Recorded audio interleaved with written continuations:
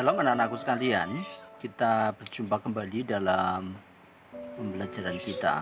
Hari ini kita akan belajar tentang bertumbuh menuju kedewasaan yang benar. Kita akan lihat tujuan pembelajaran kita. Setelah mengikuti proses pembelajaran, peserta didik diharapkan dapat 1. Menerapkan sikap tanggung jawab atas kedewasaan pribadi kepada Tuhan sebagai ungkapan syukur di dalam doa. 2. Tidak mudah diombang-ambingkan oleh bujuk rayu, oleh ajaran-ajaran yang sesat, baik dari dunia keyakinan agama maupun nilai-nilai masyarakat di masa kini. Yang ketiga, menerapkan sikap sebagai pribadi dewasa dalam pergaulan dengan teman sebaya. Yang keempat, menyebutkan 3 ciri kedewasaan yang benar. Yang kelima, menjelaskan cara-cara menghadapi ajaran-ajaran sesat. Mari kita akan sama-sama berdoa sebelum kita lebih jauh mengikuti kegiatan pembelajaran kita. Bapa di sorga, terima kasih untuk saat ini. Sebentar kami akan mempelajari pembelajaran materi yang kedua. Kami berdoa supaya Tuhan tolong kami agar kami dapat belajar dengan baik dan dapat menangkap kebenaran-kebenaran yang disampaikan melalui pembelajaran ini. Terima kasih Tuhan, terpuji nama-Mu. Dalam nama Tuhan Yesus kami berdoa. Amin.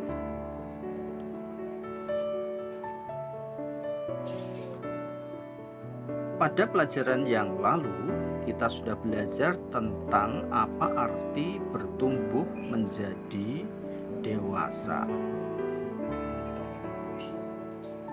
Kalian bisa membaca puisi dari Rudyard Kipling di materi.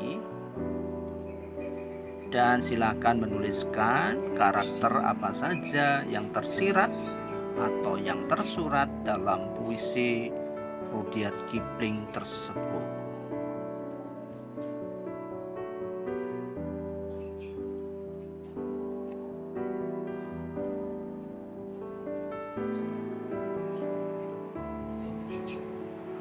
Orang yang matang pribadi dan jiwanya mestinya tahu apa yang baik, apa yang buruk, apa yang benar, dan apa yang salah. Apakah kita mampu menghadapi hal-hal yang tidak kita harapkan terjadi dalam hidup? Itu menunjukkan proses kedewasaan kita. Apakah kita mampu menghadapi orang-orang yang seringkali berperilaku berlawanan dengan apa yang kita inginkan?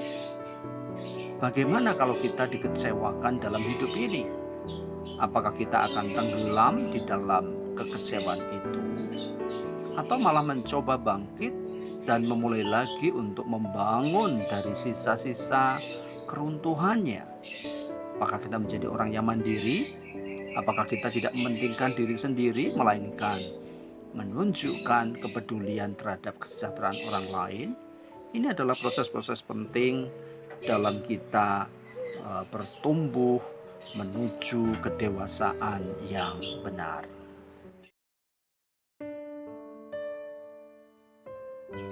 Coba perhatikan video berikut ini.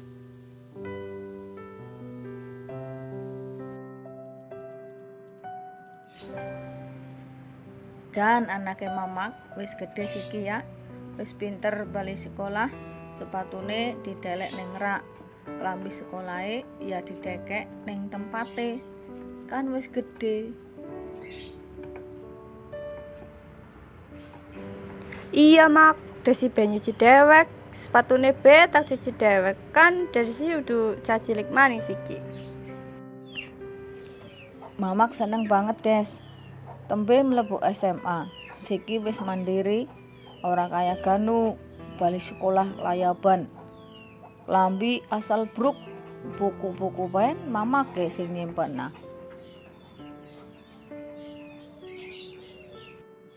Jelas mak, Desi udah cah SMP maning. Siki Desi belajar mandiri. Jadi ora apa-apa mamake. Tapi wingi mamake ndeleng nilai matematikamu cilik.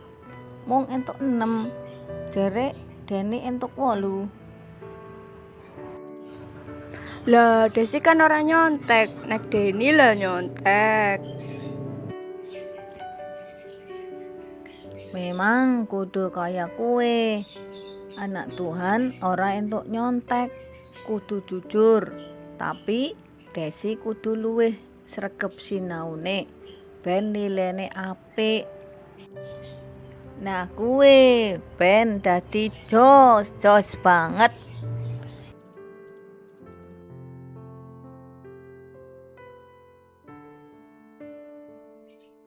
Setelah menyaksikan video tadi, menurut kamu apakah Desi sudah dewasa? Berikan alasannya. Kamu bisa menuliskan jawaban kamu di buku kalian.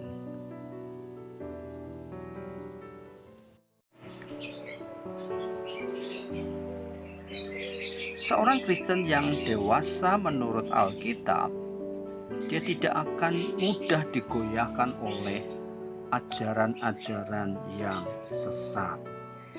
Dalam kitab Efesus pasal 4 ayat 13 sampai 14 mengatakan demikian, mencapai kesatuan iman dan pengetahuan yang benar tentang anak Allah, kedewasaan penuh, dan tingkat pertumbuhan yang sesuai dengan kepenuhan Kristus, sehingga kita bukan lagi anak-anak yang diombang-ambingkan oleh rupa-rupa angin pengajaran, oleh permainan palsu manusia dalam kelicikan mereka yang menyesatkan, tetapi dengan teguh berpegang kepada kebenaran di dalam kasih, kita bertumbuh di dalam segala hal ke arah Dia, Kristus yang adalah kepala.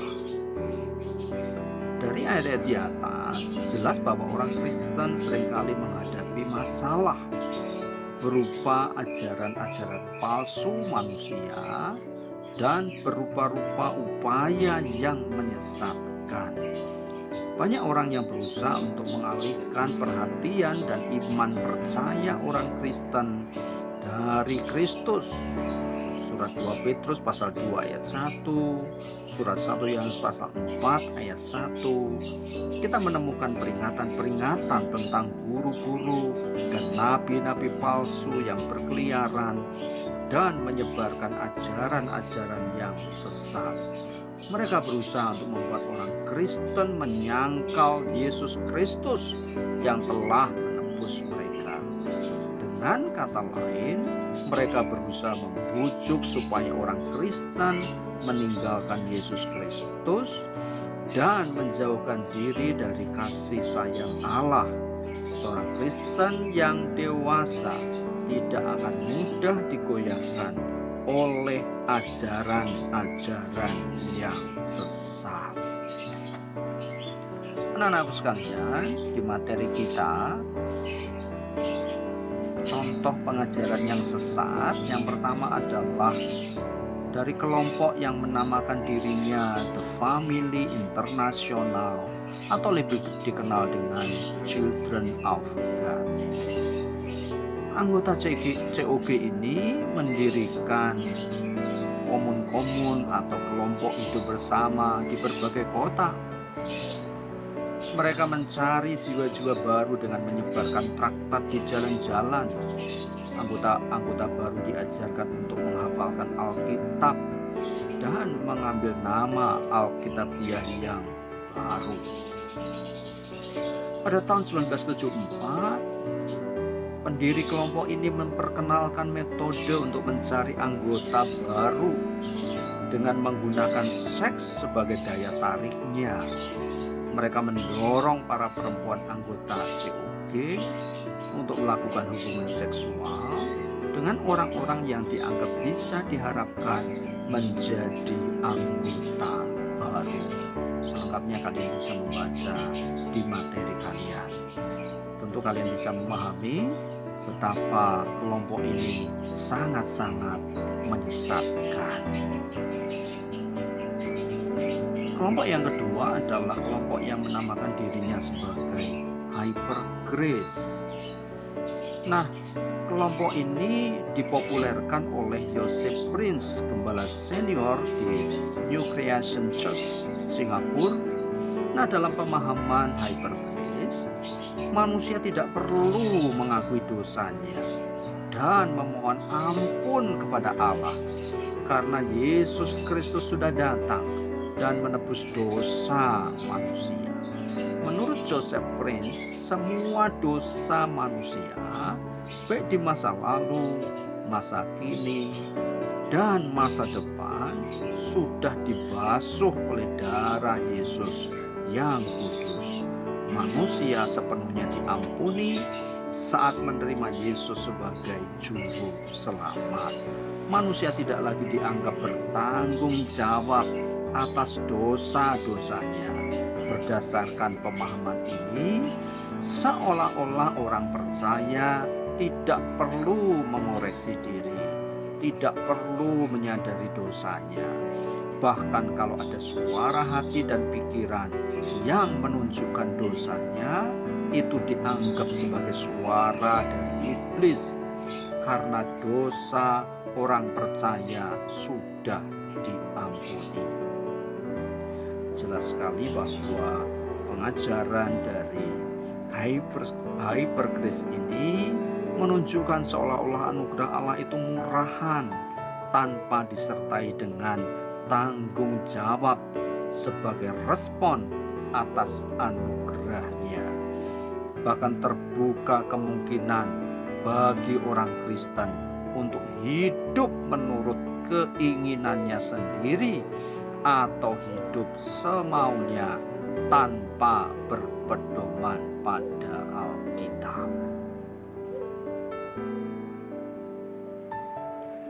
Padahal kita memahami bahwa Yesus sendiri mengatakan dalam Injil Matius pasal 16 ayat yang ke-24, setiap orang yang mau mengikut aku, ia harus menyangkal dirinya, memikul salibnya, dan mengikut aku. Kita harus menyangkal diri untuk suatu tujuan. Kita harus menyangkal diri bagi Kristus, bagi kehendaknya dan kemuliaannya. Ini syarat-syarat untuk mengikuti Yesus. Yang pertama adalah menyangkal diri. Menyangkal diri bisa dipahami sebagai penolakan terhadap keinginan diri sendiri ketika keinginan itu bertentangan dengan kehendak Allah. Nanti kalian bisa memberi contoh, ya, contoh kehidupan menyangkal diri atau peristiwa dalam hidup ketika kita sedang menyangkal diri, ya, menolak keinginan atau suatu tindakan ketika tindakan itu bertentangan dengan kehendak Allah. Syarat yang kedua adalah memikul salib. Memikul salib itu artinya kita rela menderita untuk Tuhan. Ya, kadang ada penderitaan-penderitaan yang diizinkan Tuhan terjadi dalam hidup kita. Atau bahkan kita menderita karena kita hidup dengan benar sebagai orang Kristen. Kalian mungkin di lingkungannya tinggal sendirian. Terkadang kita dicaci, dimaki orang lain, dihina orang lain. Nah, itu artinya kita memikul salib ketika kita rela menderita untuk Tuhan. Yang ketiga tentu adalah mengikut Yesus. Arti mengikut Yesus itu mengikuti teladan Yesus. Kemanapun Yesus pergi kita mengikuti. Ya, artinya mengikuti teladan yang diberikan oleh Yesus. Ada banyak hal yang diteladankan oleh Yesus kepada kita. Bagaimana Yesus menjadi orang yang rendah hati. Yesus mengasihi semua orang. Yesus peduli terhadap penderitaan orang lain. Nah, hal-hal itulah yang harus kita teladani dalam kehidupan kita.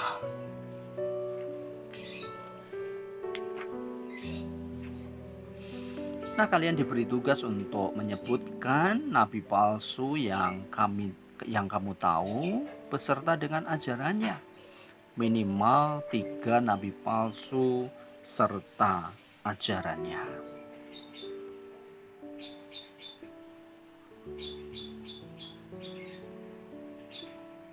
Nah, kita akan belajar tentang iklan.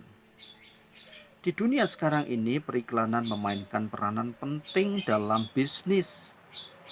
Iklan digunakan untuk mempromosikan barang-barang yang dijual. Tujuannya adalah untuk memperkenalkan produk tersebut dan membuat orang tertarik untuk membeli.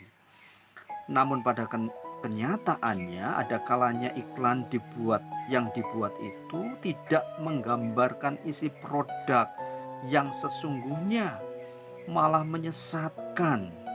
Apa yang dijanjikan oleh iklan itu lebih tepat digambarkan sebagai janji-janji palsu.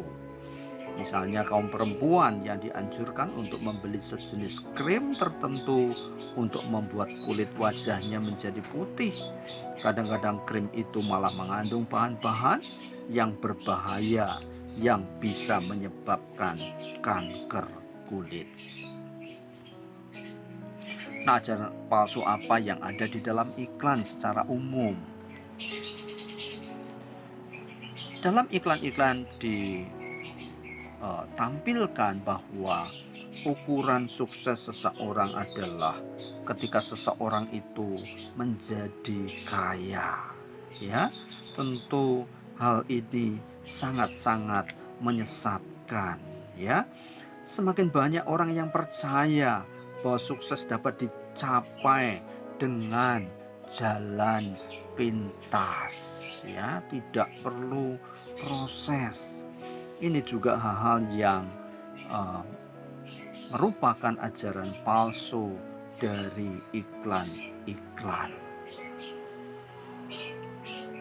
Nah, anak-anakku sekalian, kita mesti hati-hati dengan hal-hal seperti itu.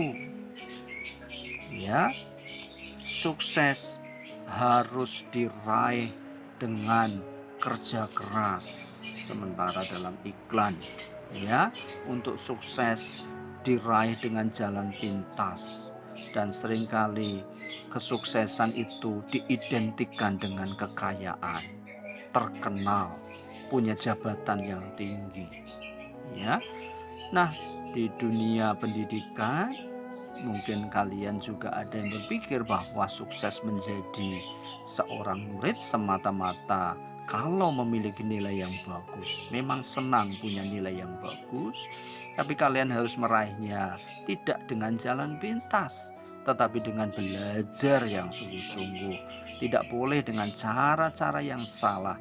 Ya, sebagai anak-anak Tuhan, kalian harus meraih keberhasilan dengan cara yang benar.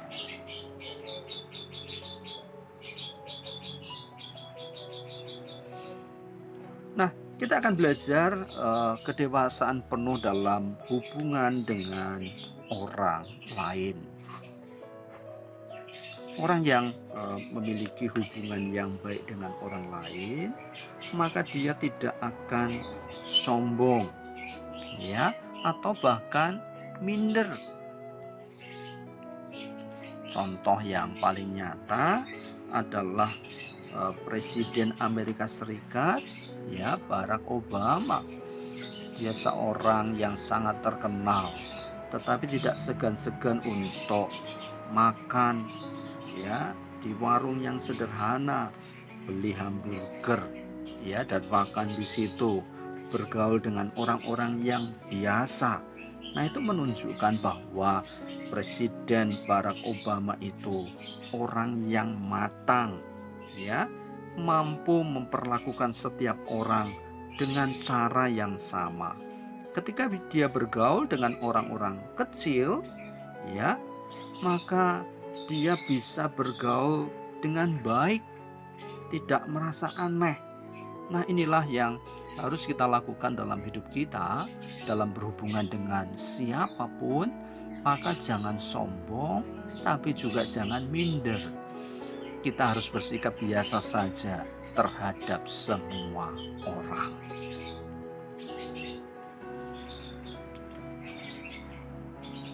Nah, kalian bisa membaca dalam Injil Lukas pasal 7 ayat 36 sampai 50 dan juga Markus pasal 2 ayat 13 sampai 16. Dan silakan kamu tuliskan apa yang bisa kamu pelajari dari Yesus dalam menjalin hubungan dengan orang lain.